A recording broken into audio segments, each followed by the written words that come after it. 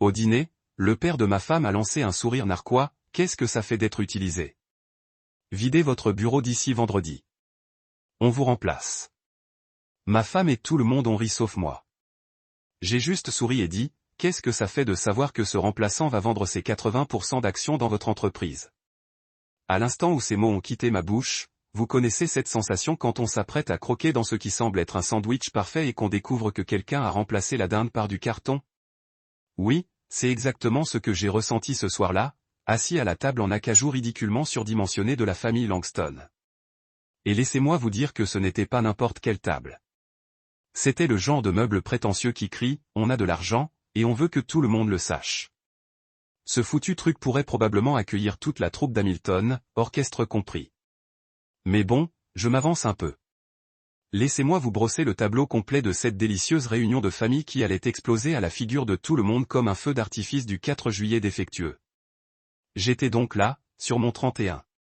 J'essayais d'impressionner ma belle famille. Vous savez, ce blazer bleu marine qui me donnait l'impression de savoir ce que je faisais de ma vie, entouré du clan Langston dans toute sa splendeur. Nous étions censés fêter la grande promotion d'Alisa au travail. Ma femme venait de décrocher un nouveau poste prestigieux avec un bureau d'anglais tout. Et naturellement, sa famille voulait en faire tout un plat, car, Dieu nous en préserve, les Langston laissaient passer n'importe quelle réussite, surtout si elle concernait leur précieuse princesse. La salle à manger semblait tout droit sortie du magazine Southern Living. Que des lustres en cristal et des œuvres d'art coûteuses qui coûtaient probablement plus cher que la plupart des voitures. Méline, ma belle-mère, avait mis les petits plats dans les grands avec toute la décoration, comme d'habitude. Elle avait disposé la belle porcelaine, le genre de celle qui traîne dans les placards 364 jours par an, attendant juste des moments comme celui-ci. La femme avait même allumé de vraies bougies au lieu d'allumer les plafonniers, car apparemment l'électricité n'était pas assez sophistiquée pour l'occasion. Élise était assise en face de moi, rayonnante de fierté, absolument magnifique dans cette robe bleue que je lui avais offerte pour notre anniversaire. Elle n'arrêtait pas de rire à tout ce qu'on disait, ce qui aurait dû être mon premier signal d'alarme. Ma femme ne rit pas. Elle rit. Elle ricane. Elle grogne même quand c'est vraiment drôle. Mais rire, c'était nouveau. À ma droite était assis Trevor, le frère cadet d'Elisa, et la déception professionnelle de la famille. Ce type avait ce genre d'air suffisant qui vous donnait envie de vérifier votre portefeuille pour vous assurer qu'il y était toujours. Il buvait le même verre de vin depuis 1 heure, essayant probablement de le faire durer, car il n'avait pas les moyens d'acheter sa propre bouteille. Et ne me parlez même pas de mon cousin Harris, qui était arrivé vêtu d'un costume qui semblait avoir été emprunté à la garde-robe de son père de 1985. Mais la véritable star de ce cirque était Victor Langston lui-même, assis en bout de table, tel un chef de la mafia version discount. Il avait cette façon d'attirer l'attention rien qu'en se raclant la gorge, et tout le monde se taisait aussitôt, suspendu à ses lèvres, comme s'il allait révéler les secrets de l'univers. Ce qui nous amène au moment qui a tout changé. Victor se leva lentement de sa chaise, et je dis bien lentement, car il apprécie les poses théâtrales plus qu'un acteur de feuilleton, et prit son verre de vin. Le cristal reflétait parfaitement la lumière des bougies. Et pendant 1 seconde, j'ai cru que nous allions avoir un de ces toasts familiaux bien normaux. Vous savez, quelque chose du genre, félicitations, ma puce. On est fier de toi. On mange de la brioche. Oh là là, j'avais tort.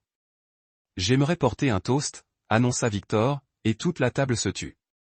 Même l'horloge de parquet dans le coin sembla s'arrêter de tourner. Élise lui sourit comme s'il s'apprêtait à la couronner reine du monde. Le regard de Victor croisa le mien de l'autre côté de la table, et il y avait quelque chose dans son expression qui me fit bondir l'estomac. Le type souriait, mais ce n'était pas le sourire chaleureux et doux qu'on s'attend à voir lors d'une fête de famille. C'était le genre de sourire que les requins arborent probablement juste avant de mordre des nageurs sans méfiance. À ma fille, Élise, commença-t-il, me regardant toujours droit dans les yeux, moi qui avais enfin appris à voler de mes propres ailes dans le monde des affaires.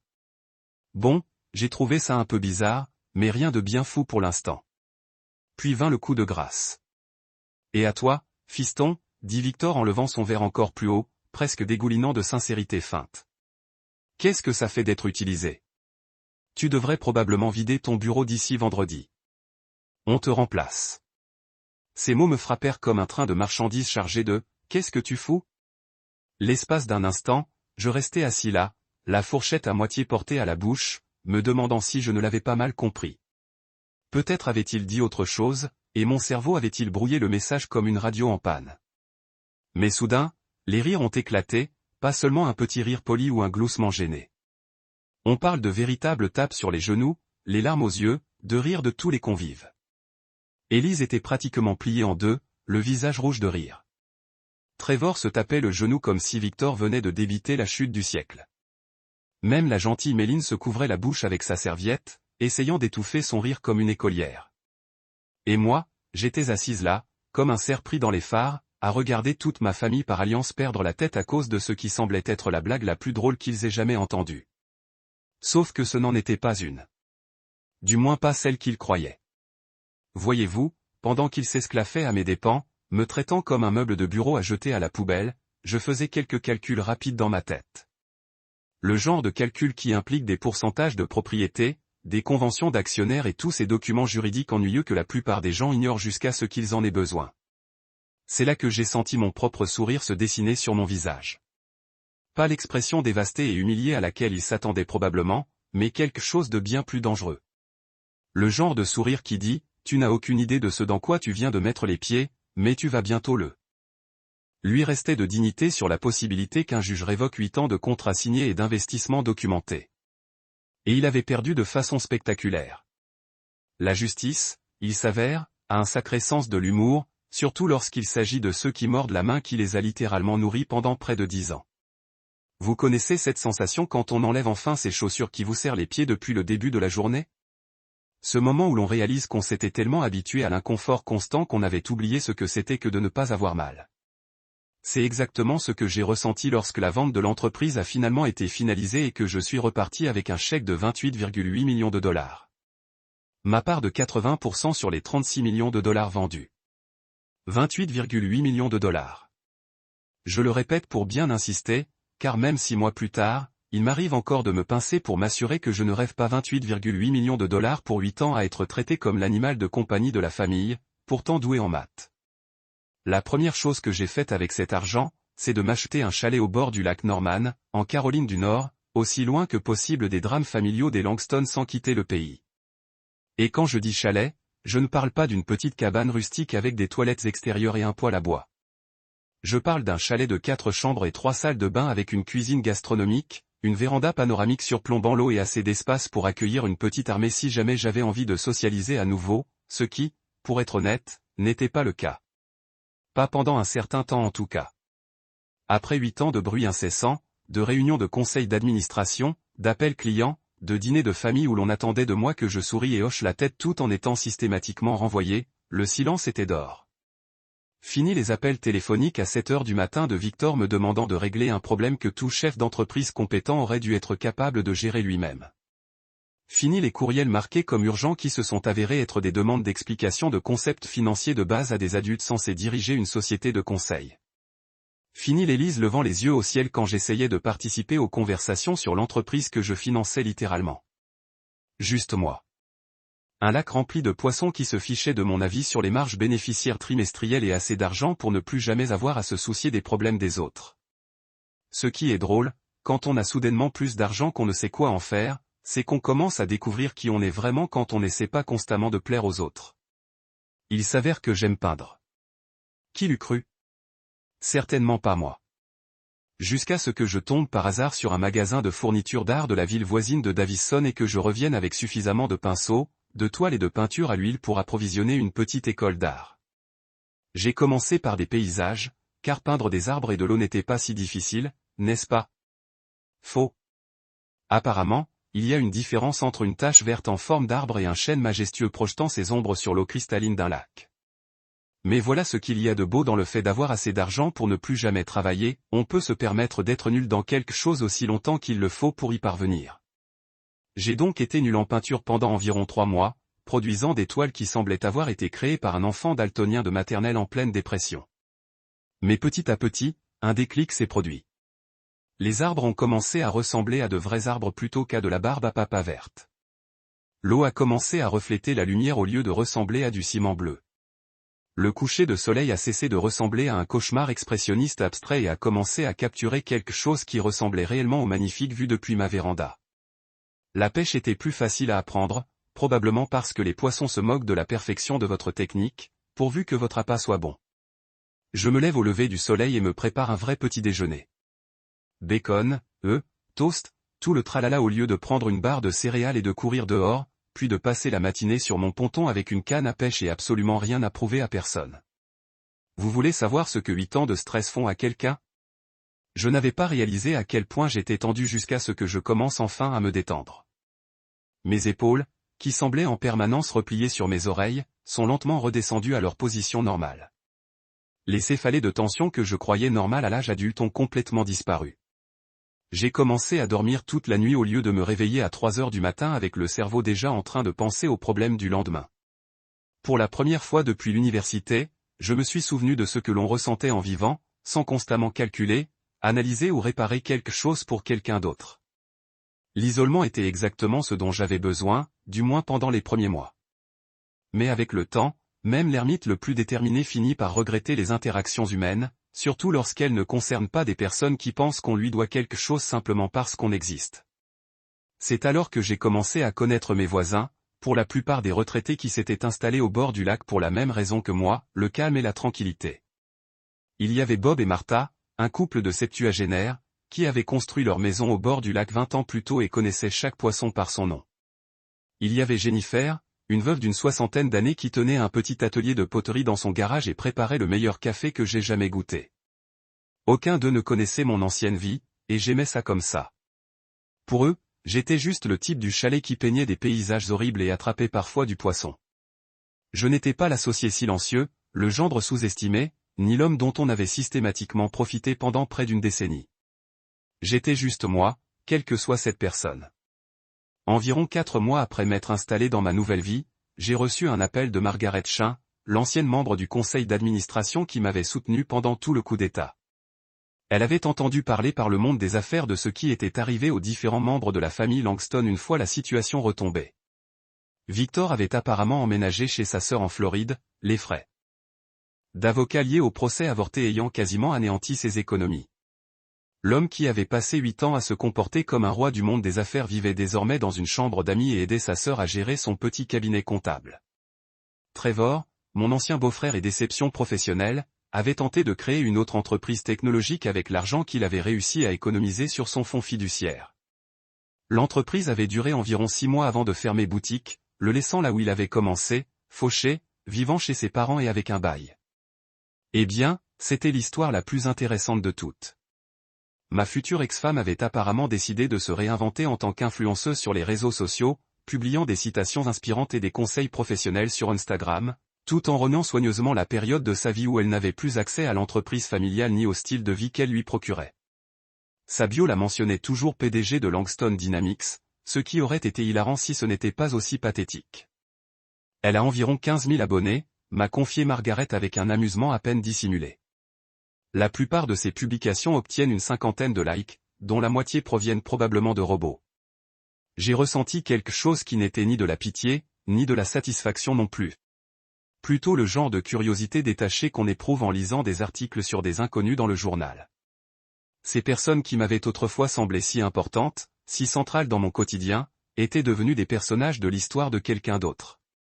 Elles vivaient leur vie, subissaient les conséquences de leur mauvais traitement, et je vivais la mienne. Enfin libre de découvrir qui j'étais, sans chercher constamment à obtenir l'approbation de gens qui, de toute façon, ne me la donneraient jamais.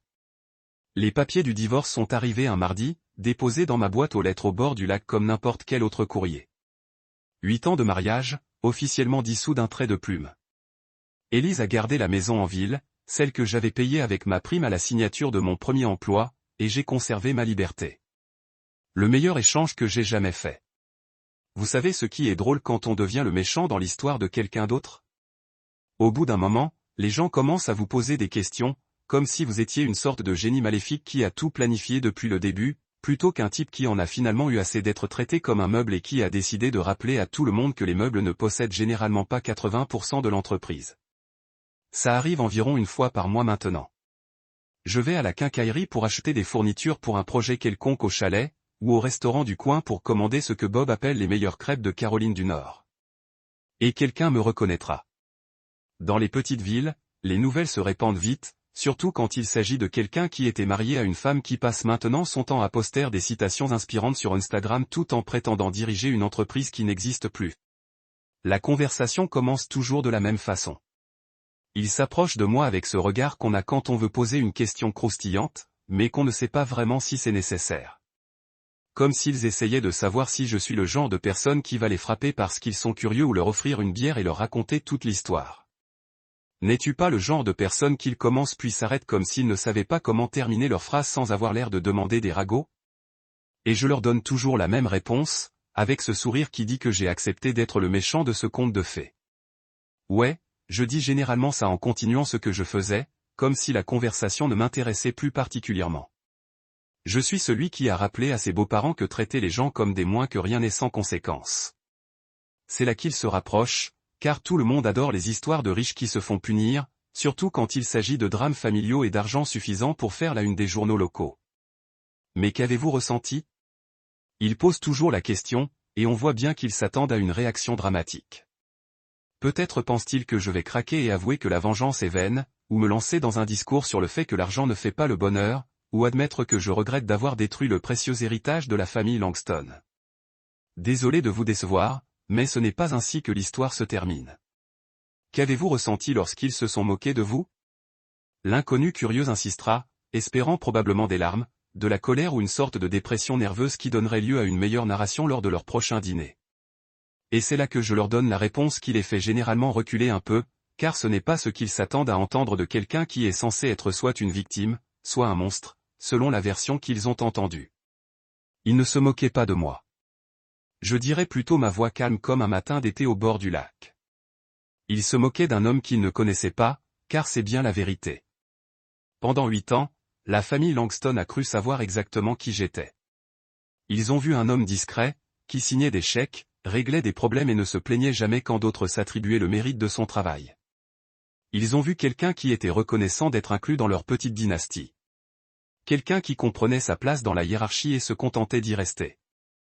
Ils ont vu exactement ce que je leur ai laissé voir, car c'était plus facile que de se battre sans cesse pour une reconnaissance qui, de toute façon, n'arriverait jamais. Mais ils n'ont jamais vu celui qui tenait des registres détaillés de chaque investissement, de chaque brevet, de chaque contribution à leur succès.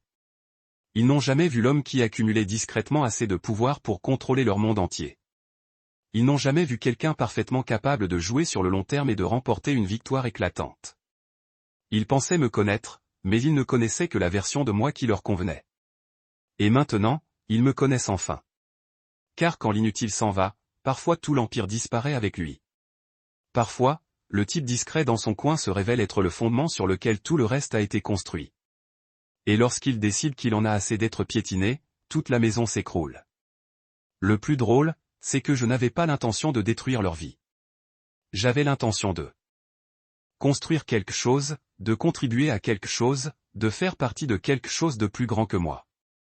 Pendant 8 ans, j'ai investi mon cœur, mon argent, mes idées et mes efforts pour assurer le succès de Langston Dynamics, pensant qu'un jour mes contributions seraient reconnues et valorisées. J'avais tort sur ce point. Mais j'avais raison sur un autre point. Je construisais quelque chose de plus grand que moi. Je n'avais simplement pas réalisé que ce que je construisais, c'était ma propre indépendance. Chaque investissement que j'ai fait, chaque brevet que j'ai déposé, chaque système que j'ai créé a été une pierre de plus dans les fondations de ma liberté. Chaque fois que Victor a rejeté mes idées, chaque fois qu'Élise a levé les yeux au ciel face à mes suggestions, chaque fois que la famille m'a traité comme un employé au lieu de celui qui maintenait littéralement leur entreprise en vie, ils m'ont donné une raison supplémentaire de ne plus me soucier de leur approbation. Le temps qu'ils découvrent qui détenait réellement le pouvoir dans notre relation, il était trop tard pour changer la dynamique. Les contrats ont été signés, la propriété a été transférée, et le discret était devenu l'homme qui avait toutes les cartes en main. Certains me demandent si j'avais planifié les choses ainsi dès le départ, comme si j'étais une sorte de génie stratégique ayant vu l'avenir 8 ans plus tard et orchestré la vengeance parfaite. La vérité est bien plus simple et probablement plus dangereuse pour ceux qui pensent pouvoir exploiter les gentils à jamais. Je n'avais pas prévu de reprendre leur entreprise. Je compte juste ne plus jamais être impuissant. Et parfois, avec un peu d'intelligence, ces deux choses finissent par être identiques. Ces jours-ci, je me réveille chaque matin dans une maison que j'ai achetée avec l'argent gagné, entourée de tableaux que j'ai peints de mes propres mains. Avec vue sur un lac qui m'appartient véritablement. Non pas parce que l'eau m'appartient, mais parce que j'ai choisi d'être ici et que je peux choisir de partir quand je veux. J'ai construit quelque chose de mieux que ce que j'avais avant. Pas seulement financièrement, cependant. Avoir assez d'argent pour ne jamais se soucier de payer les factures, c'est plutôt agréable. J'ai construit une vie où je n'ai pas à prouver ma valeur à qui que ce soit. Où mes contributions sont valorisées parce que je suis la seule à les faire. Où personne ne peut s'attribuer le mérite de mon travail parce que personne d'autre n'est là pour me le voler. J'ai construit un royaume dont je suis la seule citoyenne. Et laissez-moi vous dire que c'est un endroit plutôt paisible. Victor avait raison sur un point, cependant. Il ne le pensait probablement pas comme ça. J'ai été manipulé pendant 8 ans. Je me suis laissé manipuler par des gens qui tenaient ma générosité pour acquise et prenaient ma gentillesse pour de la faiblesse. Mais voici ce qu'ils ne comprenaient pas à propos du fait d'être exploité. Parfois, la personne exploitée calcule précisément sa valeur. Et parfois, lorsqu'elle décide finalement qu'elle en a assez, elle prend sa retraite. Découvrir. J'ai posé ma fourchette, pris une longue gorgée de vin et regardé autour de la table tous ces gens qui pensaient me connaître si bien. Ces gens qui me prenaient pour un imbécile dont ils pouvaient se moquer et se débarrasser quand bon leur semblait. Il est temps de changer de discours. Tu sais quoi, Victor? Ai-je dit. Ma voix est aussi calme qu'un lac en été. Excellente question. Qu'est-ce que ça fait d'être utilisé? Les rires ont commencé à s'éteindre lorsque tout le monde a réalisé que je ne pleurais pas ou ne m'en allais pas en trombe comme il l'avait prévu. Mais voici une question encore meilleure, ai-je continué, toujours souriant comme le chat de Cheshire. Qu'est-ce que ça fait de savoir que ce remplaçant va vendre ses 80% d'actions dans votre entreprise? On aurait pu entendre une mouche voler dans cette salle à manger. On aurait même pu entendre un papillon se poser sur du coton. Le silence était si épais qu'on aurait presque pu le couper avec un des couteaux de table sophistiqués de Méline. La fourchette d'Elisa lui a glissé des mains et est tombée sur son assiette avec un petit fracas symbolique. Sa bouche s'est ouverte si grande que j'ai eu peur qu'elle attrape des mouches. Et c'est là, mes amis, que tout a basculé. Quand le type discret dans le coin a finalement décidé de parler, quand l'ancien a montré son jeu. Vous savez ce qu'on dit sur les eaux calmes et profondes. Eh bien, c'était moi pendant 8 longues années chez Langston Dynamics. Le type discret en arrière-plan pendant que Victor se pavanait comme s'il était le second Steve Jobs. Et laissez-moi vous dire que voir cet homme s'attribuer le mérite de mon travail, c'était comme voir quelqu'un d'autre souffler les bougies de son gâteau d'anniversaire année après année. Mais je m'emballe encore. Laissez-moi revenir en arrière et vous raconter comment je me suis retrouvé à être le partenaire silencieux de ce cirque à 3 pistes de dysfonctionnement d'entreprise. Imaginez. Moi, fraîchement diplômé de Northwestern, me prenant pour un génie avec mon MBA et rêvant de conquérir le monde des affaires. J'avais cette idée folle que travailler dur et prendre des décisions intelligentes mènerait automatiquement au succès et à la reconnaissance. Mignon, non? J'étais aussi naïf qu'un chiot dans une pièce remplie de balles de tennis. C'est là que j'ai rencontré Élise. Elle était tout ce que je n'étais pas sur là où j'étais prudente, connectée là où je n'y connaissais rien au réseautage, et douce comme de la soie dans les situations sociales où je me sentais aussi à l'aise qu'un chat dans un parc à chiens. Cette femme pouvait animer une salle comme un politicien en période électorale, serrant des mains et se souvenant des noms comme si elle avait une sorte de puce mémoire surnaturelle implantée dans son cerveau. Je me souviens de notre première conversation lors d'une soirée étudiante ennuyeuse à laquelle j'avais assisté uniquement parce que ma colocataire m'y avait entraîné. Elle tenait la baraque près du bol de punch, vêtue d'une robe rouge qui coûtait probablement plus cher que toute ma garde-robe, et racontait une anecdote qui avait fait rire tout le monde. Pendant ce temps, je me tenais dans un coin, comme une fleur au vent, buvant un gobelet en plastique contenant, j'en suis presque sûr, du punch aux fruits et de la vodka, me demandant pourquoi j'avais pris la peine de venir. Mais elle m'a remarqué. Peut-être parce que j'étais le seul à la soirée à ne pas essayer de l'impressionner avec des histoires sur l'adhésion au country club de papa ou en me vantant de stages d'été dans des entreprises au non plus long qu'un ticket de caisse. Quoi qu'il en soit, elle s'est approchée et a commencé à me parler comme si nous étions amis depuis des années. On dirait que tu préférerais être n'importe où ailleurs qu'ici, a-t-elle dit avec ce sourire qui aurait pu illuminer la moitié de Chicago. C'est si évident que ça, ai-je répondu en essayant de jouer la carte de la discrétion, sans doute en ratant lamentablement. Seulement pour quelqu'un qui partage mon avis. Elle a ri. Au fait, je m'appelle Élise. Élise Langston. Langston. Déjà à l'époque, ce nom avait du poids dans notre programme de formation. Sa famille possédait une sorte de cabinet de conseil qui existait depuis l'administration Reagan. Le genre d'entreprise à l'ancienne qui survivait grâce à sa réputation et ses relations plutôt qu'à l'innovation ou aux résultats. Le courant est immédiatement passé. Elle était impressionnée que je lise les études de cas au lieu de me contenter de parcourir les résumés comme la moitié de ses camarades. J'étais impressionné qu'une personne aussi belle et bien connectée perde son temps à discuter avec une jeune boursière de l'Ohio dont l'idée de la gastronomie se résumait à Olive Garden pour les grandes occasions. Avec le recul, je comprends parfaitement ce qui se passait. Élise ne succombait pas à mon charme ni à ma beauté ravageuse. Soyons honnêtes. J'avais l'air d'un comptable perdu en route pour un Comic-Con.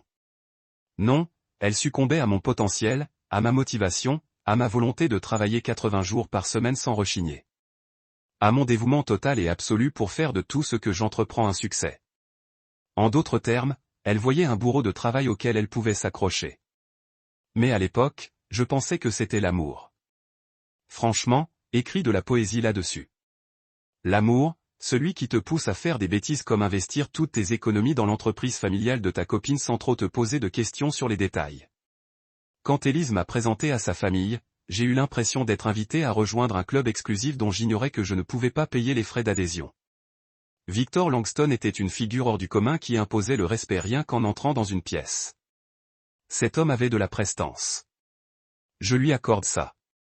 Il pouvait te faire sentir comme la personne la plus importante au monde quand il concentrait son attention sur toi, ce qui était exactement ce qu'il a fait lors de notre première rencontre. Alors, tu es le jeune homme qui occupe ma fille, a-t-il dit en me serrant la main d'une poigne capable de casser des noix. Il paraît que tu es un sacré calculateur. Calculateur ? Même à l'époque, ça aurait dû être un signal d'alarme aussi grand que le Texas. Mais j'étais trop occupé à être flatté que quelqu'un comme Victor Langston connaisse mon existence pour prêter attention à la subtile condescendance dans sa voix. La famille Langston adorait notre relation, du moins en apparence. Élise était leur enfant chéri, celle qui était censée perpétuer l'héritage familial et toutes ses absurdités traditionnelles. Et moi ? Eh bien, j'étais le petit ami intelligent et travailleur qui pouvait contribuer à cela. Il se fichait que mon père soit machiniste et que ma mère travaille au Walmart du coin. Il se fichait que j'ai grandi dans une maison où l'on découpait des coupons et où l'on considérait le Red Lobster comme un restaurant chic. Ce qui les intéressait, c'était ce que je pouvais faire pour eux. Au début, ça a commencé modestement. Victor mentionnait avec désinvolture, lors des dîners du dimanche, que l'entreprise avait des problèmes de trésorerie. Rien de grave, assurait-il à tout le monde, juste les aléas de la gestion d'une entreprise. Mais peut-être, si quelqu'un d'intelligent en finance pouvait jeter un œil à leur compte, il pourrait repérer quelque chose que la famille avait manqué. Ce quelqu'un, bien sûr, c'était moi. J'ai donc commencé à passer mes soirées et mes week-ends à éplucher les états financiers de Langston Dynamics, cherchant des moyens de rationaliser leurs opérations et d'améliorer leurs marges bénéficiaires. J'ai restructuré leur système de facturation client, négocié de meilleurs tarifs avec leurs fournisseurs et identifié une douzaine de domaines où ils gagnaient de l'argent. En 6 mois, je les ai aidés à augmenter leur chiffre d'affaires de 20%.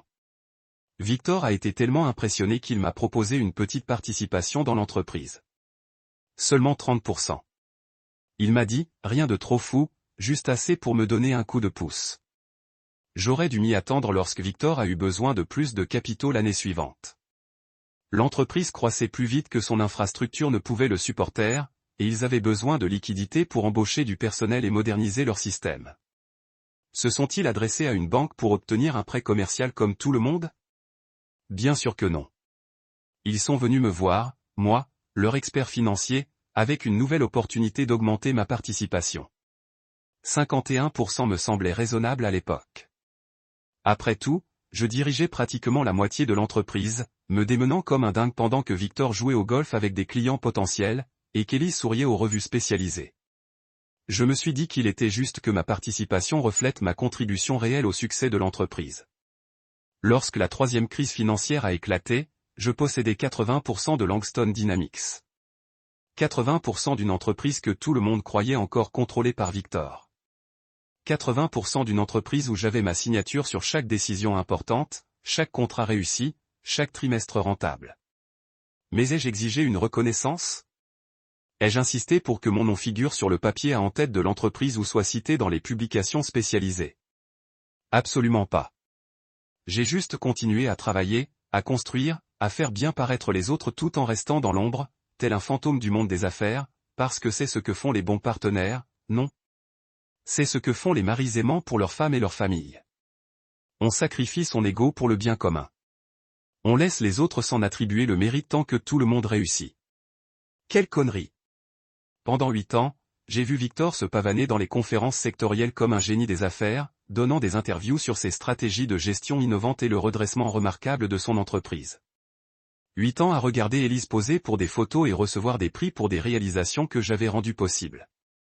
8 ans à être présenté comme le mari d'Élise ou le gendre de Victor au lieu de celui qui dirige réellement cette entreprise. 8 ans à être la fondation pendant que tous les autres étaient la maison. Et pendant tout ce temps, ils m'ont traité comme si je devais être reconnaissant du privilège de les avoir aidés à réussir, comme si j'étais une sorte de cas caritatif qu'ils avaient gracieusement accueilli dans leur monde plutôt que la personne qui avait littéralement sauvé leur entreprise de la faillite à plusieurs reprises. Eh bien, devinez quoi? Les cas caritatifs ne détiennent généralement pas 80% de l'association. Vous connaissez cette scène de tous les films d'action où le héros balaie tout sur un bureau pour faire de la place aux documents importants? Ouais. Bon, la vraie vie n'est pas aussi cinématographique. En rentrant ce soir-là après la petite fête surprise de Victor, je n'ai pas claqué la porte de mon bureau ni renversé de meubles dans un accès de colère justifié. Au lieu de cela, j'ai fait ce que tout passionné d'affaires qui se respecte aurait fait. Je me suis préparé un café, je me suis assis à mon bureau parfaitement rangé et j'ai ouvert le tiroir du bas de mon classeur comme un être humain civilisé.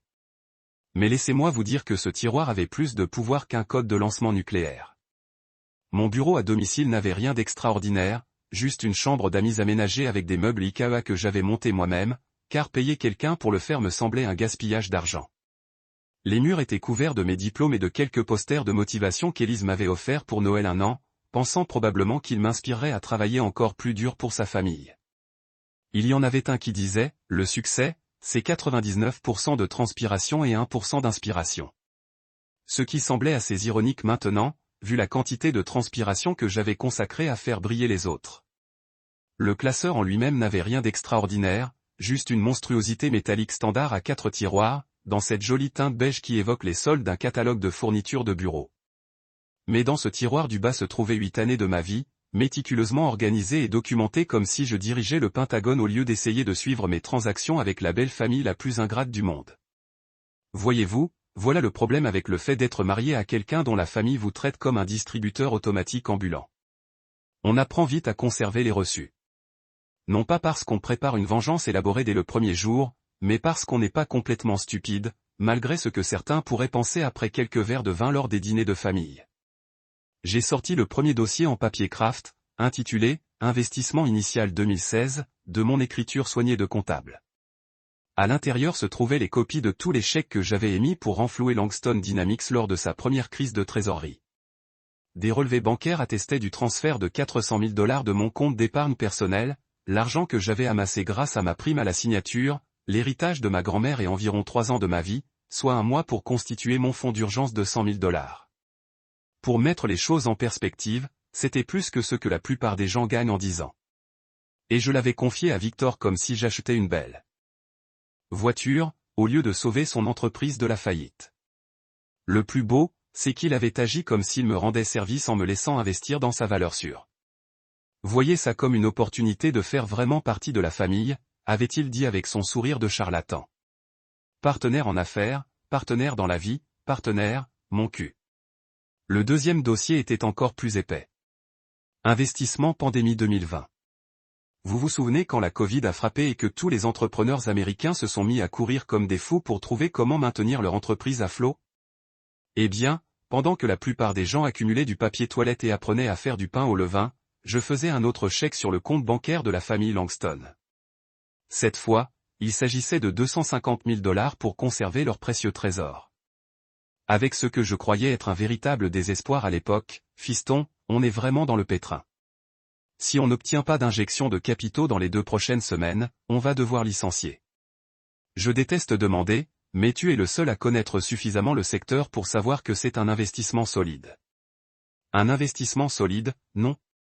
C'est plutôt comme jeter de l'argent dans un trou noir géré par des gens qui pensaient que Gratitude était une ville du Michigan. Mais les véritables trésors se trouvaient dans le 3e dossier. Des demandes de brevets à mon nom. Des dizaines d'entre elles couvrant tout, des systèmes de gestion client rationalisés aux techniques d'analyse de données innovantes que j'avais développées lors de mes sessions de codage nocturne. Chacune d'elles était soigneusement documentée, classée, puis discrètement transférée à Langston Dynamics. Car, à quoi bon conserver sa propriété intellectuelle quand on peut la céder à des gens qui ne diront jamais d'où elle vient? J'avais passé d'innombrables heures dans ce même bureau, penché sur mon ordinateur portable, à développer des solutions logicielles qui ont révolutionné la gestion opérationnelle de l'entreprise. Pendant que Victor jouait au golf et qu'Élise se faisait faire les ongles, je créais des systèmes qui augmentaient leur efficacité de 40% et leur marge bénéficiaire encore plus. Et qu'est-ce que j'ai reçu en échange de toutes ces innovations? Une petite tape sur la tête et, si j'avais de la chance, un petit merci de la part d'un bail. Le 4e dossier contient quelque chose d'encore plus accablant, des impressions de mai. Des années et des années de correspondance montrant précisément qui prenait les vraies décisions chez Langston Dynamics. Des messages de clients me remerciant personnellement d'avoir résolu leurs problèmes. Des notes internes où je décrivais des orientations stratégiques que Victor présenterait plus tard comme ses brillantes idées. Des captures d'écran de sessions de dépannage nocturne où j'avais personnellement accompagné des clients importants dans les mises à niveau des systèmes pendant que le reste de la famille dormait profondément. Mon préféré était une chaîne de mails de leurs plus gros clients, Morrison Industries, où le PDG demandait expressément que toutes les communications futures passent par moi plutôt que par Victor car, et je cite, Monsieur Granger semble vraiment comprendre nos besoins. Contrairement à certains, dont je tairai le nom, mais qui riment avec Victor Bankston. Bon, il n'a pas écrit cette dernière partie, mais vous saisissez l'idée. Ensuite, il y avait les états financiers. Oh, ces magnifiques et accablants états financiers. Chaque rapport trimestriel que je préparais, chaque analyse budgétaire que je réalisais, chaque analyse des profits et pertes qui montrait précisément le chiffre d'affaires que je générais grâce à mes efforts. Les chiffres ne manquent pas, même lorsque ceux qui les interprètent mentent. Les chiffres dressaient un tableau assez clair. Avant mon arrivée, Langston Dynamics atteignait à peine le seuil de rentabilité, gaspillant de l'argent à cause de processus inefficaces et de systèmes obsolètes. Après mon arrivée dans l'équipe, il générait des bénéfices à rendre jalouse une entreprise du Fortune 500. Mais mon document préféré de tout ce classeur était rangé dans une enveloppe séparée, marquée au cas où. C'était une lettre. Je m'étais écrit cela 3 ans plus tôt, pendant une période particulièrement frustrante où Victor s'était attribué le mérite d'avoir décroché un contrat majeur que j'avais négocié pendant 6 mois. Cher futur moi, ça a commencé. Si tu lis ceci, c'est probablement que la famille Langston t'a poussé trop loin. N'oublie pas, tu as des documents pour tout. Tu possèdes 80% de cette entreprise. Tu n'es pas leur employé. Ils travaillent essentiellement pour toi. Ne te laisse pas influencer par eux. J'ai signé devant toi, qui était apparemment plus intelligent qu'il n'en avait l'air. Passe-moi avait raison sur un point, j'étais plus intelligent que j'en avais l'air. Assez intelligent pour tenir des registres. Assez intelligent pour conserver des traces écrites. Assez intelligent pour documenter chacune de mes contributions à une entreprise que tout le monde pensait appartenir à quelqu'un d'autre. Assis là, entouré d'années de preuves, je n'ai pu m'empêcher de rire de l'ironie. Victor et sa famille avaient passé 8 ans à me traiter comme une sorte d'idiot utile, quelqu'un qu'ils pouvaient manipuler et renvoyer quand bon leur semblait. Ils avaient pensé que j'étais trop gentil, trop passif, trop reconnaissant. Pour avoir accepté de me défendre. Ce qu'ils avaient oublié, c'est que gentil ne veut pas dire stupide, et que silencieux ne veut pas dire faible. Je ne prévoyais pas de vengeance ce soir-là. Je me contentais d'examiner les faits, et ils étaient on ne peut plus clairs. J'avais bâti leur empire, financé leur style de vie et créé leur succès. Pendant ce temps, ils souriaient et me tapotaient la tête comme si j'étais leur petit chiot reconnaissant. Eh bien, surprise. Ce chiot avait des dents. Et après 8 ans à être traité comme un meuble, j'étais enfin prêt à riposter. Vous connaissez ce sentiment quand on décide enfin d'arrêter de faire les gentils et de commencer à faire les malins? C'est comme passer du décaféiné à l'expresso.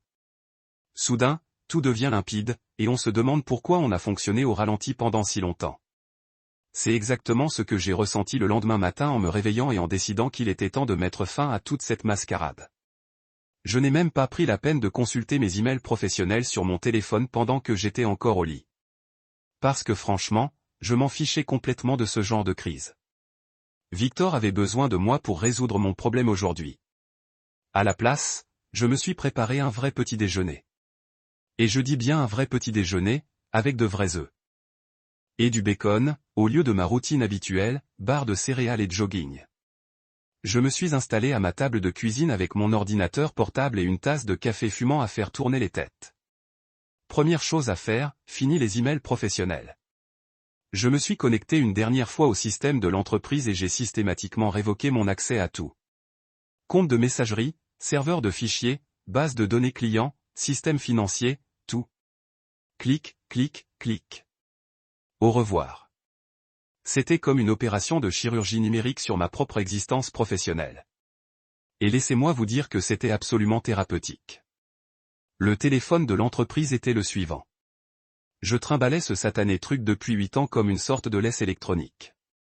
Toujours prêt à intervenir dès que Victor ou Élise avaient besoin de quelque chose à réparer, à approuver ou à expliquer à des clients qui ne comprenaient pas pourquoi leur solution précédente ne fonctionnait pas. Eh bien, devinez quoi? Cette laisse vient d'être coupée. J'ai éteint le téléphone, sorti la carte SIM et jeté le tout dans le tiroir de mon bureau, comme si de rien n'était. Le journal d'hier. Le silence était absolument magnifique. Puis vint l'accès administrateur, mes clés du royaume, en quelque sorte. Pendant des années, j'avais été celui qui pouvait accéder à tout réparer et résoudre les problèmes qui laissaient tout le monde perplexe. J'étais l'équivalent numérique d'un passe-partout, capable d'ouvrir n'importe quelle porte du bâtiment virtuel de l'entreprise. Plus maintenant. J'ai méthodiquement passé en revue chaque système, chaque plateforme, chaque logiciel qui faisait fonctionner Langston Dynamics et j'ai révoqué mes droits d'accès un par un. C'était comme voir mes empreintes digitales disparaître d'une entreprise que j'avais pratiquement créée de toutes pièces. Une poésie un peu tordue. Je terminais ma petite cure de désintoxication numérique lorsque j'ai entendu la porte d'entrée claquer avec une force telle qu'elle faisait trembler les fenêtres. Ah, les deux tons d'une épouse en colère. Pile à l'heure, Élise a fait irruption dans mon bureau comme un ouragan de catégorie 5, chaussé de talons de créateur. Son visage était rouge et ses cheveux, habituellement impeccables, semblaient y avoir passé les mains depuis une heure. Elle portait encore sa tenue de travail de la veille, ce qui signifiait qu'elle avait probablement passé la nuit chez ses parents. Sans doute en réunion de famille d'urgence pour savoir comment gérer leur gendre soudainement problématique. « Mais qu'est-ce que tu fous ?» a-t-elle demandé en désignant mon ordinateur portable avec frénésie, comme s'il s'agissait d'une arme de destruction massive. Je me suis adossé à ma chaise et j'ai pris une longue gorgée de café, savourant à la fois la caféine et l'instant présent. « Bonjour à toi aussi, mon chéri. Dors bien chez papa et maman. » Ses yeux se rétrécirent en fente qui aurait pu couper du verre. Ne me raconte pas ces conneries. Victor a essayé de se connecter au système ce matin et n'a pas pu accéder à la moitié des fichiers. Le serveur de messagerie refuse son mot de passe. La base de données client est verrouillée. Que as-tu fait? Je me suis débranché, dis-je calmement, en désignant la pile ordonnée de contrats et de documents de propriété que j'avais disposés sur mon bureau la veille. C'est drôle d'être traité comme un employé. Ça te fait oublier que tu es le patron. Le regard d'Elisa se porta sur les papiers, et je vis son visage passer par environ 6 émotions différentes en l'espace de 3 secondes. La confusion, la reconnaissance, l'incrédulité, la colère, et enfin quelque chose qui aurait pu être de la peur. Mais mon père a dit, commença-t-elle, la voix s'éteignant comme un ballon qui se dégonfle. Ton père a dit beaucoup de choses, l'interrompis-je en tapotant les contrats de propriété du doigt. Malheureusement pour lui, ce qu'il a dit et ce qui est juridiquement contraignant sont deux choses complètement différentes. Et d'après ces beaux documents que ta famille s'est empressée de signer lorsqu'elle a eu besoin de mon argent, je possède 80% de Langston Dynamics. J'ai pris le temps de réfléchir, regardant le rouge disparaître lentement de son visage comme si on avait débranché une baignoire. J'ai donc continué, ton père n'est plus vraiment le patron. Je le suis. Et en tant que nouvel actionnaire majoritaire, j'ai décidé que Victor Langston devait se trouver un nouvel emploi. Élise est restée plantée là, bouche bée comme un poisson qui se serait soudain retrouvé sur la terre ferme. C'en était presque comique, vraiment. Voilà une femme qui avait passé des années à s'attribuer le mérite du travail des autres, soudain confrontée à la réalité, elle n'avait jamais vraiment compris comment fonctionnait l'entreprise. Tu ne peux pas faire ça, a-t-elle finalement réussi à murmurer. En fait, je peux, ai-je répondu en sortant mon téléphone pour lui montrer la notification de calendrier que j'avais programmée. J'ai déjà convoqué une réunion du conseil d'administration. Il s'avère que lorsqu'on possède 80% d'une entreprise, on a le droit de prendre ce genre de décision. C'est là que le véritable feu d'artifice a commencé. Élise est passée du silence choqué à la panique générale en moins de temps qu'il n'en faut pour parler d'OPA hostile. Elle s'est mise à arpenter mon bureau comme un animal en cage, gesticulant sauvagement et débitant des inepties sur la loyauté familiale et les vœux de mariage, et sur la façon dont je détruisais tout ce que son grand-père avait construit. C'est l'entreprise de notre famille, cria-t-elle comme si le volume pouvait changer les faits. Non, dis-je d'une voix toujours incroyablement calme. C'est mon entreprise. Ta famille travaille ici, c'est tout. Enfin, certains le font. Le statut d'emploi de votre père est actuellement en cours. Cette nuit-là, après qu'Élise se soit finalement épuisée avec des accusations et des menaces et avait pris d'assaut Dieu sait où, mon téléphone a sonné. Je l'ai laissé séduire 4 fois avant de répondre simplement parce que je pouvais. N. Dangereux. The kind of tone that probably worked great for intimidating junior employee and waiters who got his order wrong. Too bad he wasn't either of those things anymore. Wouldn't dare what? Yasked innocently. Exercise my legal rights a majority shareholder. Use the authority that your family literally signed over to me when you needed cash. I'm afraid you'll have to be more specific. You de ruin this family. Et snarled. That when he started logging.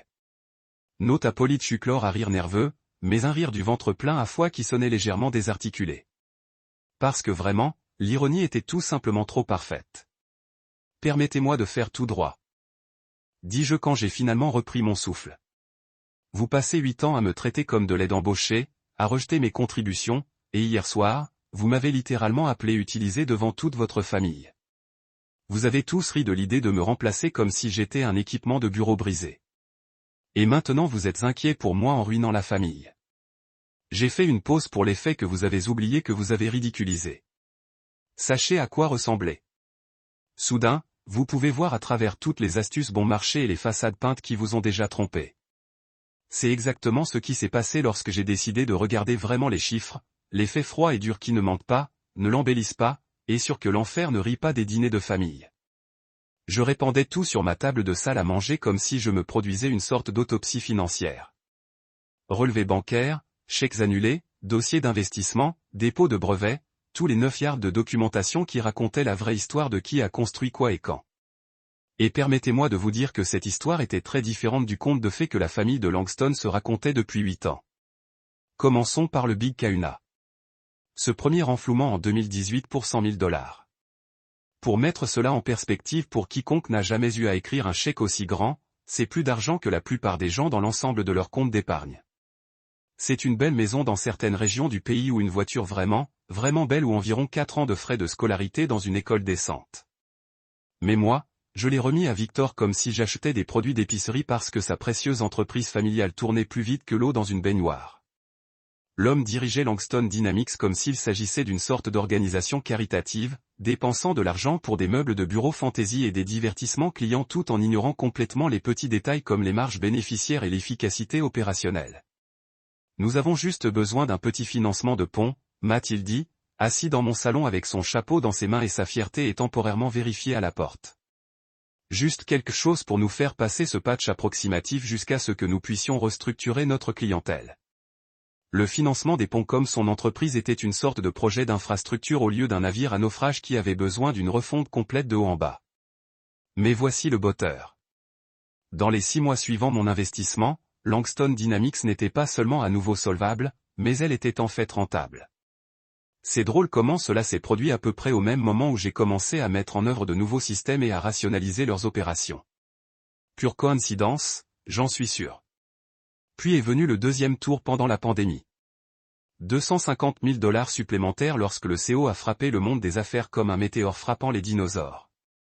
Rappelez-vous 2020 lorsque chaque propriétaire d'entreprise en Amérique courait comme si leurs cheveux étaient en feu, essayant de comprendre comment garder leurs entreprises en vie tandis que la moitié de l'économie fermait.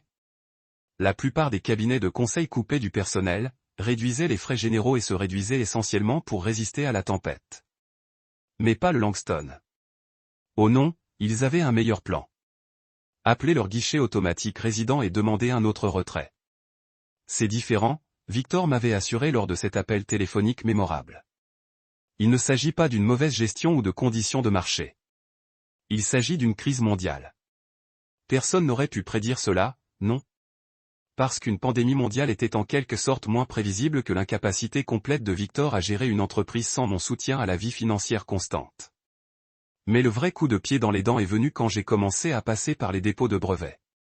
Page après page des innovations qui s'étaient nommées. Systèmes que j'avais développés, les processus que j'avais rationalisés, les solutions que j'avais créées pendant d'innombrables nuits tardives dans mon bureau à domicile pendant que le reste de la famille vivait leur meilleure vie. Il y avait le système d'admission client automatisé qui a réduit le temps de traitement de 60%. La plateforme d'analyse des données qui a aidé leurs consultants à identifier les tendances du marché avant même que leurs concurrents ne sachent ce qui se passait. Le logiciel de gestion de projet qui a transformé leur opération chaotique manquante en une machine bien obligée qui a réellement fourni des résultats à temps. Chacun de ces brevets a été déposé sous mon nom parce que c'est ainsi que fonctionne le droit de la propriété intellectuelle. La personne qui le crée le possède. Mais alors, dans une série de documents juridiques que j'avais signés sans vraiment réfléchir aux implications, j'ai transféré tous ces brevets à Langston Dynamics. Pourquoi? Parce que j'étais un bon joueur d'équipe. Parce que je voulais soutenir l'entreprise familiale de ma femme. Parce que j'étais assez stupide pour penser que contribuer à leur succès ferait de moi un membre précieux de leur petit clan au lieu d'un simple outil utile qu'ils pourraient ramasser et remettre chaque fois que cela répondait à leurs besoins. Mais rien, et je ne veux dire rien, par rapport à la découverte que j'ai faite lorsque j'ai commencé à creuser dans les faveurs individuelles que j'avais faites pour divers membres de la famille au fil des ans. Ce ne sont pas des investissements commerciaux ou des dépenses liées à l'entreprise. Ce sont des renflouements personnels que j'avais complètement oubliés jusqu'à ce que je commence à passer par mes anciens dossiers bancaires. Trevor, charmant frère cadet d'Elisa et déception professionnelle, m'était venu il y a 3 ans avec sa queue entre ses jambes et une histoire de soba sur sa start-up technologique ratée. Le gars avait brûlé son fonds en fiducie en essayant de créer une sorte d'application de médias sociaux qui était censée révolutionner la façon dont les gens partageaient des photos de leur nourriture ou un concept de partage de la terre. J'ai juste besoin de assez pour couvrir mes dettes et peut-être prendre un camp d'entraînement de codage, m'a-t-il dit, assis dans ma cuisine et ressemblant à un chiot à coups de pied. Je sais que j'ai foiré, mais j'ai appris de mes erreurs. C'est ma chance de renverser la vapeur. Alors, qu'est-ce que j'ai fait? Je lui ai écrit un chèque de $70 000. $70 000. Parce que, la famille est la famille, non? Et si je pouvais aider mon beau-frère à se remettre sur pied, n'était-ce pas la bonne chose à faire? Vous voulez savoir comment Trevor a remboursé cette générosité? En passant les 3 prochaines années à faire des commentaires sarcastiques sur mon travail reclus à domicile. En roulant des yeux à chaque fois que j'essayais de contribuer aux conversations familiales, en me traitant comme une sorte de bizarre antisocial qui préférait les ordinateurs aux gens lorsque la réalité était que je travaillais mon cul pour garder l'entreprise de sa famille rentable pendant qu'il était en train de réseauter dans les barreaux tendances et de l'appeler construire sa marque personnelle. L'homme avait littéralement ricané mes choix de style de vie tout en vivant de l'argent que je lui ai donné de la gentillesse de mon cœur. Si ce n'est pas une métaphore parfaite pour toute ma relation avec la famille Langston, je ne sais pas ce que c'est. Puis il y avait le cousin Harris, qui avait besoin de 15 000 pour couvrir certains problèmes de trésorerie temporaire liés à sa pratique de conseil. Et Méline, qui avait emprunté 25 000 pour redécorer la maison de vacances de la famille dans les hantons parce que les anciens meubles étaient datés et pourraient réfléchir mal à l'image de la famille. Chacun d'eux était venu me voir avec leurs mains et leur fierté temporairement cachées, demandant de l'aide avec des problèmes qui n'étaient pas vraiment ma responsabilité de résoudre. Et à chaque fois, j'avais dit oui, parce que c'est ce que la famille fait les uns pour les autres. Sauf apparemment, cela n'a fonctionné que dans un sens. À quand remonte la dernière fois que l'un d'eux avait proposé de m'aider avec quoi que ce soit? Quand Victor avait-il déjà demandé si j'avais besoin de soutien? Reconnaissance du travail que je faisais pour maintenir l'héritage de sa famille en vie? La réponse n'a jamais été. Pas une seule fois au cours des 8 ans. Ils avaient pris mon argent, utilisé mes idées, profité de mes innovations, puis avaient le culot absolu de rire quand Victor m'a appelé utiliser lors d'un dîner en famille. Eh bien, devinez quoi? Les marchandises d'occasion finissent généralement par être jetées finalement, mais parfois, ils se révèlent bien plus que quiconque ne le réalise. Vous savez ce moment dans tous les films d'opprimés où le héros décide enfin d'arrêter de prendre de la merde et de commencer à le faire? Eh bien, c'est exactement là que je me suis retrouvé le lendemain matin, assis dans l'élégant bureau du centre-ville de Greta Mendes, écuyer, le type d'avocat qui pourrait probablement négocier son chemin hors de l'enfer et ensuite envoyer un projet de loi pour ses services. Permettez-moi de vous peindre une image de Greta. Imaginez un croisement entre un juge de la Cour suprême et une lionne qui n'a pas mangé depuis 3 jours, enveloppée dans un costume de $1000 qui a probablement coûté plus cher que le loyer mensuel de la plupart des gens. La femme avait cette façon de vous regarder comme si elle pouvait voir directement dans votre âme et calculer déjà combien cela valait dans un règlement du tribunal. Son bureau était exactement ce que vous attendez de quelqu'un qui a facturé plus par heure que la plupart des gens en une semaine. Floride aux fenêtres de plafond surplombant la ville, livre de droit qui n'avait probablement pas été ouvert depuis la faculté de droit, mais qui avait l'air impressionnant comme un enfer, et un bureau qui pourrait se doubler comme une piste d'atterrissage pour les petits avions. Alors, dit Greta, s'installant sur sa chaise en cuir qui a probablement coûté plus cher que ma première voiture. Parlez-moi de ce petit drame familial dans lequel vous vous êtes fait. J'ai glissé les documents de propriété sur son bureau de la taille d'un porte-avions et j'ai regardé son visage pendant qu'elle commençait à lire. Maintenant, j'ai vu des joueurs de poker avec de meilleurs visages de jeu, mais même Greta ne pouvait pas cacher la légère augmentation de ses sourcils lorsqu'elle est arrivée à la partie sur ma participation de 80%. Eh bien, murmura-t-elle, feuilletant la page après la page des accords signés, des dossiers d'investissement et des documents de transfert. Victor Langston pense qu'il dirige cette entreprise, est-ce qu'il est le roi du monde de l'entreprise, ai-je répondu. L'homme se pavane autour des réunions du conseil d'administration comme il a inventé le concept d'activité elle-même. Pendant ce temps, je suis celui qui garde les lumières allumées et les portes ouvertes depuis 8 ans. Greta leva les yeux des documents avec quelque chose qui aurait pu être amusant dansant dans ses yeux. Vous savez ce que cela me rappelle? Ce vieux conte de fées sur les nouveaux vêtements de l'empereur. Sauf dans ce cas, Victor se promenait nu pendant que vous portez la couronne tout le temps. Plus comme je portais un pyjama pendant qu'il défilait dans une couronne de costume. J'ai dit, oh non, chérie. Greta a ri. Et quand cette femme a ri, cela ressemblait à des bulles de champagne mélangées à la promesse de la ruine financière de quelqu'un d'autre. Vous n'êtes pas l'empereur en pyjama. Vous êtes l'empereur qui a laissé tout le monde jouer à vous habiller avec votre garde-robe. Mais cela se termine aujourd'hui. Elle a commencé à retirer des formes juridiques plus rapidement qu'un magicien qui tire des lapins d'un chapeau. Voici ce que nous allons faire. Nous appelons une réunion des actionnaires et nous allons exercer vos droits en tant que propriétaire majoritaire pour retirer Victor de son poste de PDG. Juste comme ça, ai-je demandé. Juste comme ça, a-t-elle confirmé. 80% la propriété signifie que vous contrôlez 80% des votes. À moins que Victor n'ait découvert une nouvelle forme de mathématiques dont je ne connais pas, 80 est définitivement plus grand que 20. La meilleure partie de travailler avec quelqu'un comme Greta la regardait. La femme était comme une greffe chirurgicale enveloppée dans des vêtements de créateur. En 2 heures, elle a rédigé un avis officiel appelant à une réunion d'actionnaires d'urgence, a décrit l'ordre du jour pour retirer Victor de son poste et a même préparé un communiqué de presse annonçant la transition de leadership. Et Élise? J'ai demandé que Greta mettait la touche finale sur les documents. Et elle? Greta a répondu sans le faire les yeux de son ordinateur. Possède-t-elle des actions dans l'entreprise? Pas un seul. Ensuite, elle s'asseoir dans le public et regarder l'émission comme tout le monde. C'est une entreprise, pas une séance de thérapie familiale. Cet après-midi, j'ai handicapé la vie de réunion au siège de Langston Dynamics. Entrer dans ce bâtiment était différent d'une manière ou d'une autre, comme je le voyais à travers de nouveaux yeux. Pendant 8 ans, je franchirais ces portes en tant que gars qui a résolu des problèmes et écrit des chèques.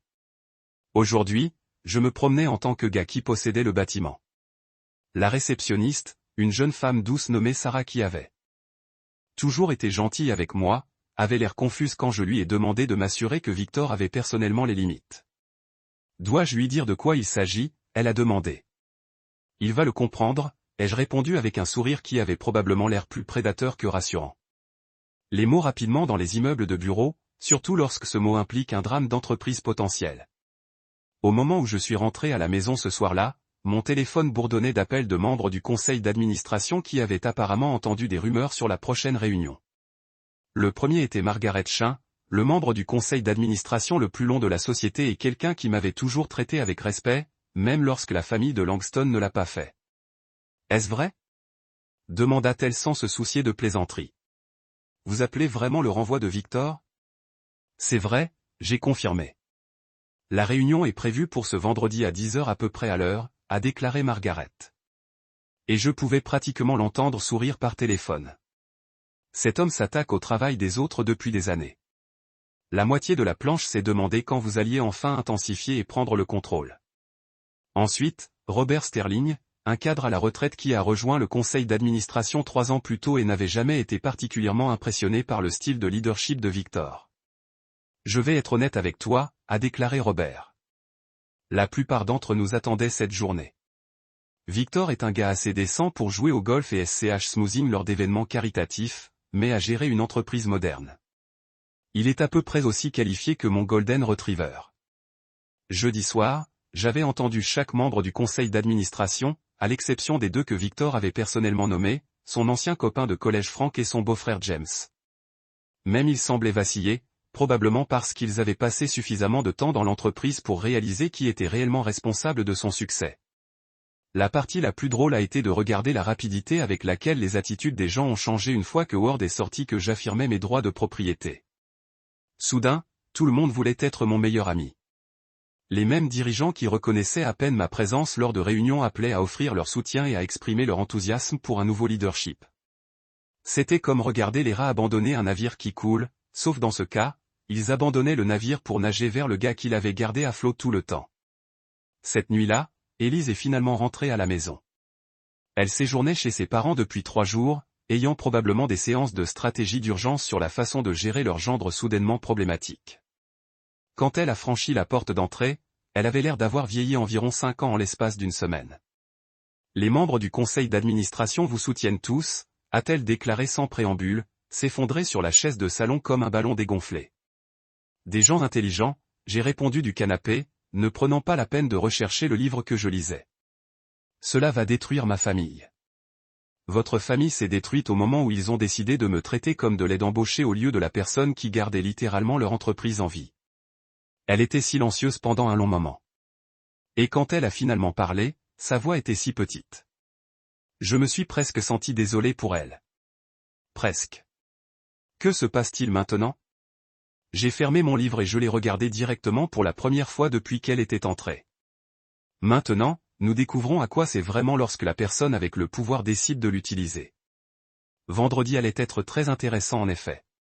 Vous connaissez cette scène dans des films de catastrophe où tout se passe bien jusqu'à ce que quelqu'un tire le mauvais levier et soudain, tout l'enfer se déchaîne. Eh bien, vendredi matin, je me sentais exactement comme ça, sauf que j'étais celui avec ma main sur le levier et j'étais sur le point de le tirer avec le plus grand sourire sur mon visage. Je me suis réveillé ce matin-là en me sentant comme un enfant à Noël. Si Noël impliquait de regarder votre monde dans le monde s'effondrer autour d'eux en temps réel, le soleil brillait, les oiseaux gazouillaient et quelque part à travers la ville. Victor Langston avait probablement la pire tasse de café de toute sa vie tout en regardant un avis de réunion des actionnaires qui était sur le point de ruiner sa journée. Élise était partie tôt, probablement pour avoir un dernier pow-wow d'urgence avec sa famille avant l'équivalent de l'entreprise du jour J. Elle m'a à peine dit 2 mots toute la semaine, ce qui était honnêtement un changement rafraîchissant par rapport à ses tentatives habituelles pour me faire trébucher. La femme pouvait donner des masterclass et des soupirs agressifs passifs, mais même elle semblait comprendre que ce train avait quitté la gare et ne faisait aucun arrêt. J'ai pris mon temps pour me préparer, savourer chaque instant comme un bon vin. J'ai choisi mon meilleur costume, celui gris au charbon de bois qui m'a fait ressembler à ce que je faisais dans une salle de réunion et j'ai passé quelques minutes supplémentaires sur ma cravate. Après tout, si vous allez mettre en scène un coup d'état d'entreprise, vous pourriez tout aussi bien être bien en le faisant. Le trajet vers Langston Dynamics s'est senti surréaliste. Pendant 8 ans, j'ai fait ce même voyage d'innombrables fois, toujours en tant que gars qui se dirigeait pour résoudre les problèmes de quelqu'un d'autre. Aujourd'hui, je conduisais dans ma propre entreprise pour licencier mon beau-père. La vie est drôle comme ça parfois. Greta m'attendait dans le parking, ressemblant à un prédateur légal dans un costume de puissance qui coûte probablement plus cher que les voitures de certaines personnes. La femme avait cette aura de confiance qui pourrait intimider un rhinocéros chargé. Et aujourd'hui, elle brillait pratiquement d'anticipation. Prêt à récupérer votre trône? Demanda-t-elle, ajustant sa mallette comme si elle chargeait des munitions. Je suis prêt depuis environ 8 ans, ai-je répondu. Allons rappeler à tous ceux qui possèdent réellement cet endroit. La salle de conférence bourdonnait déjà de tension lorsque nous sommes entrés. Je pouvais pratiquement goûter l'anxiété dans l'air mélangé à ce que je suis à peu près sûr d'être l'arôme persistant de la colonne désespérée de Victor. L'homme lui-même était assis à la tête de la table, ou plutôt ce qu'il pensait être la tête de la table, semblant que quelqu'un lui avait dit que le Père Noël n'était pas réel, et aussi son chien était mort. Margaret Chin m'a donné un subtil hochement de soutien alors que je prenais mon place. Robert Sterling essayait de cacher un sourire narquois derrière sa tasse de café. Même Frank, l'ancien copain de l'université de Victor, évitait le contact visuel comme s'il avait soudainement développé un intérêt intense pour les carreaux de plafond de la salle de conférence. Mais le vrai spectacle n'avait même pas encore commencé. Mesdames et messieurs, j'ai commencé à me tenir debout avec le genre de confiance qui vient de savoir que vous tenez toutes les cartes dans un jeu de poker où tout le monde bluffe.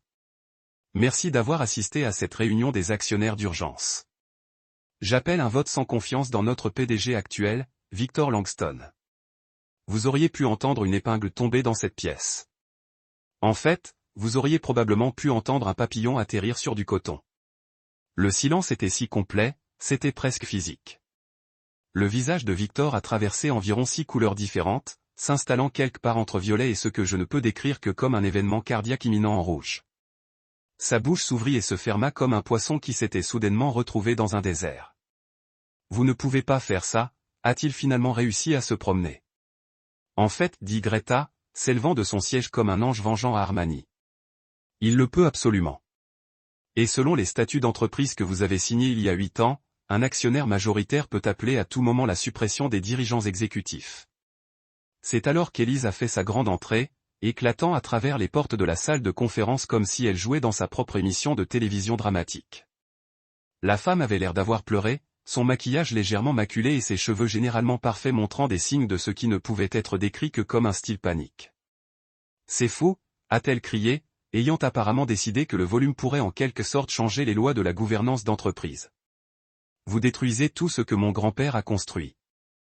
Je me suis tourné pour la regarder avec le genre de calme qui m'a probablement fait paraître très zen ou légèrement psychotique. Votre grand-père est mort depuis 15 ans. Élise, ce que je détruis, c'est l'illusion que votre père a construit cette entreprise lorsque la réalité est que je l'ai gardée en vie. Le vote lui-même était presque anticlimatique. Margaret Chin a voté pour retirer Victor. Robert Sterling a voté pour retirer Victor. Même Frank, après un long moment de ce qui ressemblait à un véritable souloir, a voté pour retirer Victor. Les seules personnes qui ont voté pour le garder étaient James, le beau-frère de Victor, qui lui devait probablement de l'argent, et Victor lui-même. Cette voix pour retirer, 2 votes à conserver. Victor Langston n'était plus le PDG de Langston Dynamics. Mais je n'avais pas encore fini. Oh non, ce n'était que l'acte d'ouverture. J'appelle également un vote pour autoriser la vente de Langston Dynamics. J'ai annoncé, regardant la petite couleur restante sur le visage de Victor complètement épuisé. Vous ne pouvez pas vendre l'entreprise, a crié Élise et je jure que sa voix a frappé un terrain qui a probablement fait que les chiens à 3 mètres de là commencent à hurler. Ceci est notre héritage familial. Non, j'ai répondu, ma voix toujours calmement calme. C'est mon entreprise. Votre famille vient de travailler ici. Le vote sur la vente était encore plus décisif. 9 votes en faveur, 0 s'est opposé. Même le beau-frère de Victor a apparemment décidé que la loyauté ne s'est passée jusqu'à présent face à la réalité du droit des entreprises. C'est alors qu'Élise l'a complètement perdu. Je veux dire, une fusion au niveau du feuilleton complètement à part entière juste devant tout le conseil d'administration. Elle a commencé à crier sur la trahison et l'honneur de la famille et comment j'étais un monstre qui détruisait la vie des innocents. La femme a en fait frappé ses poings sur la table de la conférence comme si elle avait une crise de tout petit dans le corps d'un adulte. Vous tuez notre nom de famille, a-t-elle crié, des larmes coulant sur son visage d'une manière qui aurait été déchirante si je n'avais pas passé les 8 dernières années à regarder cette même famille me traiter comme des meubles jetables. Je me suis levé lentement, je me suis promené autour de la table jusqu'à ce que je me tenais directement devant elle et la regarda droit dans les yeux. Tu as ri, dis-je doucement, ma voix coupant à travers son hystérie comme un couteau à travers le beurre. Quand ton père m'a appelé inutile, quand il m'a dit que j'étais remplacé, quand il a demandé comment c'était de l'utilisation, tu as ri. Vous avez tous ri. La chambre était si calme. Je pouvais entendre la climatisation fredonner dans les évents. Maintenant, votre précieux héritage familial est encaissé par l'homme que vous vous êtes moqué, continuai-je. Et vous voulez connaître la belle ironie? Celle inutile s'éloigne avec 30 millions de dollars tandis que le PDG indispensable peut mettre à jour son profil LinkedIn. Élise était juste là, la bouche ouverte, les larmes en streaming, ressemblant à son monde entier venait de s'effondrer autour d'elle, qui pour être juste, il a eu un peu. Les chèques de paie dans les 30 jours. Aussi blessés qu'ils viennent. Comment? En embauchant l'avocat le plus cher qu'il pouvait trouver et en jetant une grêle légale Marie qui avait à peu près autant de chances de réussir qu'une boule de neige survivant en enfer. Le procès a frappé ma boîte aux lettres environ 2 semaines après le massacre de la salle de conférence, livré par un serveur de processus qui semblait qu'il préfère être ailleurs sur Terre. Les papiers étaient suffisamment épais pour arrêter une balle, remplis de jargon juridique suffisant pour faire tourner la tête d'un professeur de droit, et dégoulinant absolument du genre d'indignation juste qui ne vient que de quelqu'un qui vient de réaliser qu'ils ont été surpassés par la personne qu'il pensait être trop gentil pour riposter. Selon l'équipe juridique de Victor, et j'utilise le terme équipe de manière lâche car ce n'était vraiment qu'un avocat très cher qui a probablement facturé plus par heure que la plupart des gens en un mois. J'étais coupable de tromperie, de manipulation, de violation de la devoir fiduciaire et d'environ 17 autres choses qui semblaient impressionnantes, mais qui se résumaient essentiellement pour nous, et nous n'aimons pas ça. La meilleure partie était la section où ils m'ont accusé de fraude dissimulation d'effets matériels. Apparemment, n'annonçant pas au monde que je possédais 80% de leur entreprise était en quelque sorte frauduleuse, même si chaque document qu'ils avaient signé indiquait clairement la quantité de l'entreprise que j'achète avec chaque investissement. C'est comme acheter une voiture, signez tous. Les documents, faire transférer le titre à votre nom, puis poursuivre le concessionnaire 6 mois plus tard parce que vous êtes choqué de découvrir que vous possédez réellement le véhicule. Mais Victor ne faisait pas que jeter des spaghettis Lego sur le mur pour voir ce qui resterait. Oh non, l'homme allait pour l'expérience théâtrale complète. Il a tenu une conférence de presse, une véritable conférence de presse, où il s'est dépensé comme victime d'un programme soigneusement orchestré par son gendre duplicité qui avait en quelque sorte trompé la famille innocente de Langston pour signer leurs droits d'aînesse. J'ai regardé le tout sur les nouvelles locales tout en mangeant un bol de céréales dans ma cuisine, et laissez-moi vous dire que c'était un meilleur divertissement que tout ce que Netflix avait à offrir. Victor se tenait là dans son meilleur costume, ressemblant à un croisement entre un patriarche lésé et un homme qui, j'ai découvert que ses économies avaient été investies dans futures unicornes, racontant aux journalistes comment j'avais systématiquement trompé sa famille pendant des années. Cet homme est entré dans nos vies se présentant comme un mari et un partenaire aimant, a déclaré Victor, sa voix tremblant avec ce que je suis sûr qu'il pensait être une colère juste. Mais la vérité est qu'il planifiait cette prise de contrôle hostile dès le début, manipulant lentement la confiance de notre famille pour voler notre entreprise. Les journalistes le mangeaient. Bien sûr, rien ne vend des journaux comme une bonne histoire de trahison familiale, surtout quand cela implique des gens riches qui se comportent mal. Mais ce sur quoi Victor ne comptait pas, c'est que certains de ces mêmes journalistes pourraient réellement faire leur travail et se pencher sur les archives publiques qui ont clairement montré tous les investissements que j'avais faits dans Langston Dynamics au cours des 8 dernières années. C'est là que Greta Mendes est entrée comme un super-héros juridique qui se balançait pour sauver la journée. Si je pensais que Greta était intimidante dans son bureau, la voir en mode de bataille en salle d'audience, c'était comme regarder une masterclass en destruction professionnelle. La femme s'est présentée devant le tribunal qui semble pouvoir être. Votre honneur, Greta a commencé lors de notre première audience. Sa voix portant le genre d'autorité qui a fait même le juge un peu plus droit. Le cas du demandeur est construit sur une base d'ignorance volontaire et de mémoire sélective. Monsieur Granger n'a trompé personne. Il a sauvé leur entreprise plusieurs fois. Elle a commencé à retirer des documents comme un magicien faisant l'astuce de cartes le plus ennuyeuse du monde. Sauf au lieu du divertissement, elle traitait des faits froids et difficiles qui ont systématiquement démoli chaque argument l'avocat de Victor avait essayé de faire. Voici les dossiers bancaires montrant l'investissement initial de Monsieur Greer de 400 000 $ en 2018 lorsque Langston Dynamics était à 3 mois de la faillite. Elle a poursuivi, glissant des papiers à travers la table avec la précision d'un chirurgien faisant une incision. Voici les accords signés reconnaissant sa participation.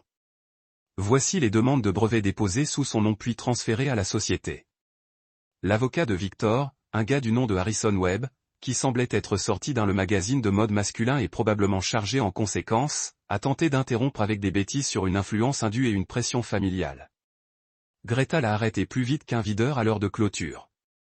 Influence indue, répéta-t-elle, ses sourcils levant d'une manière qui suggérait qu'elle venait d'entendre la chose la plus ridicule depuis que quelqu'un a essayé de la convaincre que la Terre était plate. Monsieur Webb, votre client a littéralement supplié mon client pour de l'argent 2 fois. Nous avons les enregistrements téléphoniques, les courriels et les déclarations des témoins des membres du conseil d'administration qui étaient présents lors de ces discussions. Le meilleur moment est venu lorsque Victor lui-même a pris la parole pour témoigner sur la façon dont j'avais soi-disant manipulé des phares, essayant d'expliquer à un juge de juge, ressemblant à des centaines de personnes de milliers de dollars dans des salaires dans des actions de propriétaires pour des actions de propriétaires. À juste titre, le juge a dit, en regardant Victor au-dessus de ses lunettes de lecture avec l'expression de quelqu'un qui avait juste été invité à croire que les coulées d'eau en montaient. Eh bien, non, votre honneur, mais il vous a forcé à signer les accords de propriété. Pas vraiment forcé, mais il ne s'est pas expliqué. Monsieur Langston, êtes-vous ou n'êtes-vous pas un propriétaire d'entreprise éduqué qui dirige une entreprise depuis plus de 20 ans? Le visage de Victor a traversé plusieurs changements de couleurs intéressants avant de réussir à marmonner quelque chose qui aurait pu être une réponse affirmative. Ensuite, j'ai du mal à comprendre comment quelqu'un pourrait vous inciter à signer des documents juridiques que vous lisez vraisemblablement avant de lui mettre votre signature. Jeu de jeu est assorti de notre côté point mais Greta n'avait pas encore terminé. Oh non, elle commençait juste à s'échauffer. Votre honneur, dit-elle en se levant de son siège tel un ange vengeur de la justice. Non seulement ce procès est totalement dénué de fondement, mais il représente une tentative frivole d'utiliser le système judiciaire pour remettre en cause une décision commerciale que le plaignant regrette aujourd'hui. Monsieur Granger a investi son propre argent, sauvé leur entreprise et en a acquis légalement la propriété grâce à des accords signés. Le fait que Monsieur Langston soit désormais mécontent des conséquences de ses propres décisions ne constitue pas un motif d'action en justice. Puis vint le coup de grâce. De plus, votre honneur, nous demandons au tribunal d'accorder des honoraires d'avocat à mon client, car cette affaire relève clairement de la loi de l'État sur les litiges frivoles. J'ai vu le visage de Victor s'effondrer lorsque le juge a annoncé sa décision. Non seulement le procès a été rejeté avec préjudice, ce qui empêchait Victor de me poursuivre à nouveau pour la même affaire, mais il a également été condamné à payer nos frais juridiques, ce qui, compte tenu du taux horaire de Greta, lui coûtait probablement plus cher que le salaire annuel de la plupart des gens. L'homme est sorti du tribunal avec l'air d'avoir vieilli d'environ 10 ans en 2 heures. Son avocat, qui coûtait cher, était déjà en train de ranger sa mallette et calculait probablement combien il allait garder de son acompte après cet échec retentissant. Quant à moi, j'en suis ressorti avec le sentiment d'avoir gagné à la fois au loto, au Super Bowl et au prix Nobel. Victor avait tout donné, engagé le meilleur avocat possible et misé ce qui